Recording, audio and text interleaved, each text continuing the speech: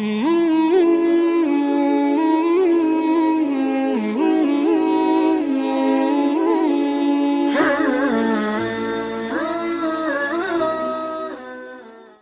جو سعودی ہیں، سعودی، ان کی اصل حکومت تھی عیینہ، ایک چھوٹی سی بستی تھی وہاں.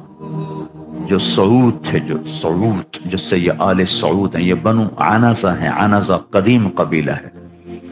پھر وہ ترکوں سے بغاوت ہوئی، پھر وہ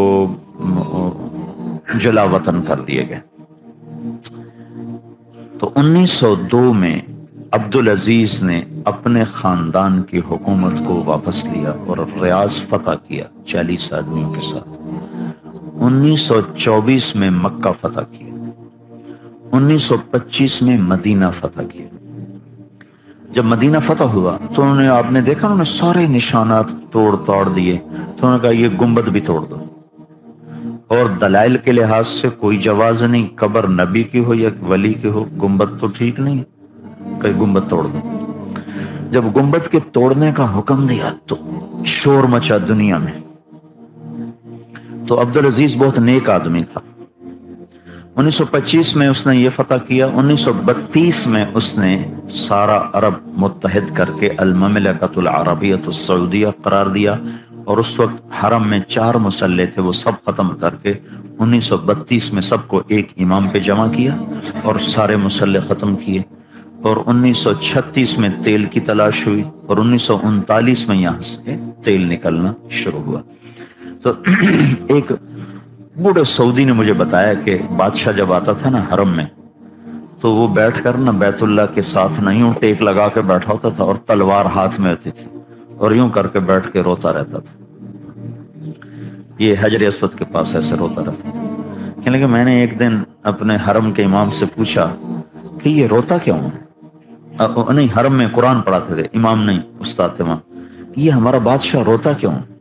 کہنے کہ چلو ہم دونوں مل کے پوچھ لیتے ہیں. تو علماء کا بڑا قدردان تھا. جب وہ آئے تو اس نے ان کا استقبال کیا. تو وہ کہنے لگے کہ یہ بچہ پوچھتا ہے کہ آپ روتے کیوں؟ تو وہ کہنے لگا میں نے سارے عرب کو چوری ڈاکے سے پاک کر دیا ہے، اب ان کو روٹی کہاں سے کھلاؤں؟ اس پہ بیٹھ کے اللہ کے آگے روتا ہوں، یا اللہ اب روٹی کہاں سے کھلاؤں، کچھ سبب نہیں میرے پاس ان کو کھلانے کا. تو 1939 میں اللہ نے تیل نکالا، چل سارے انہوں کھوا. تو اس نے نا پھر علماء عالم کو مناظرے کے لیے بلایا.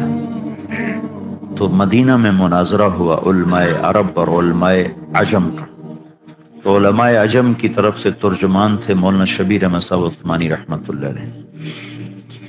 تو انہوں نے اپنے دلائل پیش کیے. تو مولانا شبیر احمد صاحب نے جو حدیث پیش کی، میں اس پہ حیران ہوں کہ اللہ نے پچھلی صدی میں کیسے لوگ بر صغیر میں پیدا کیے جن کی فطانت اور فہم کو شاید ہی پوری دنیا میں کوئی پہنچ سکا.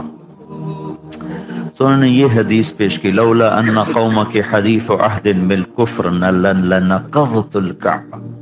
عائشہ تیری قوم نئی نئی کفر سے نہ نکلی ہوتی نا تو میں یہ کعبہ توڑ دیتا اور میں ابراہیمی بنیادوں پہ بناتا، اور اس کا فرش نیچے لے جاتا اور اس کے 2 دروازے بناتا، ایک داخل ہونے کا ایک خارج ہونے کا. لیکن مجھے خطرہ ہے کہیں یہ بگڑ نہ جائے. یہ حدیث بنیاد بنا کر مولانا شبیر احمد عثمانی رحمۃ اللہ علیہ نے بات فرمائی. تو علماء عرب کے سر جھکے ہوئے تھے، اور عبدالعزیز کہتا تھا عجیب الہندی، اب ہندی کو جواب دو، تو آگے خاموشی تھی.